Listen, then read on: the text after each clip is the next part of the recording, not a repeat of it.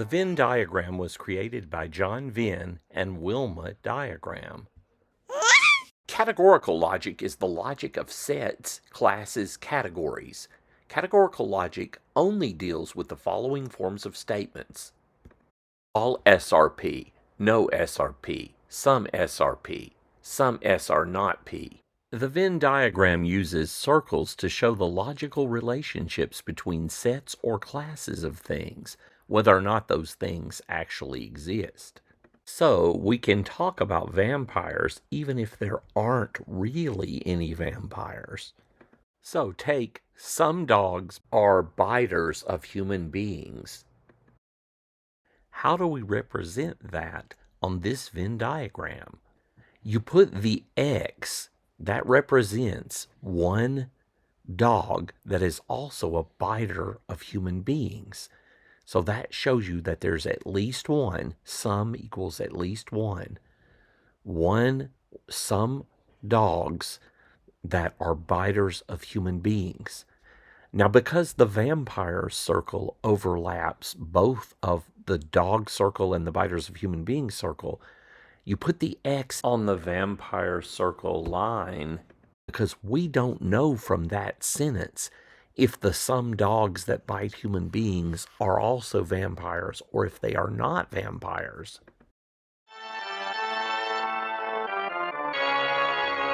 Oh my gosh.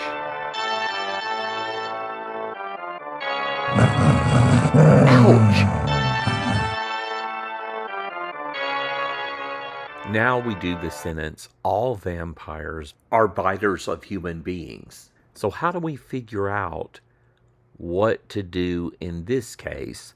Well, first, let's mark the area that overlaps between vampires and biters of human beings. Now let's get rid of the possibility of vampires that don't bite human beings. To do that, we are going to use lines as bars to eliminate. They will destroy the possibility of vampires that are not biters of human beings. Look where the lines are, where the bars are.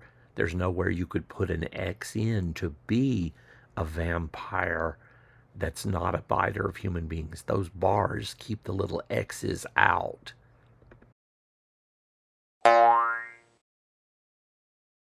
Oh, so now we see the conclusion to the argument, some dogs are vampires. So the question becomes, from some dogs are biters of human beings and all vampires are biters of human beings, can we conclude that some dogs are vampires?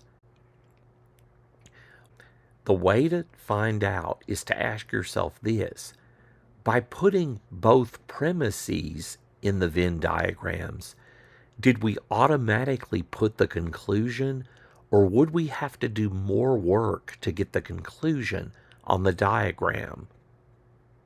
The answer is we would have to do some additional work, because that X does not show us that some dogs are vampires. It shows us that maybe some dogs are vampires, but the dogs might also be non-vampires that are biters of human beings.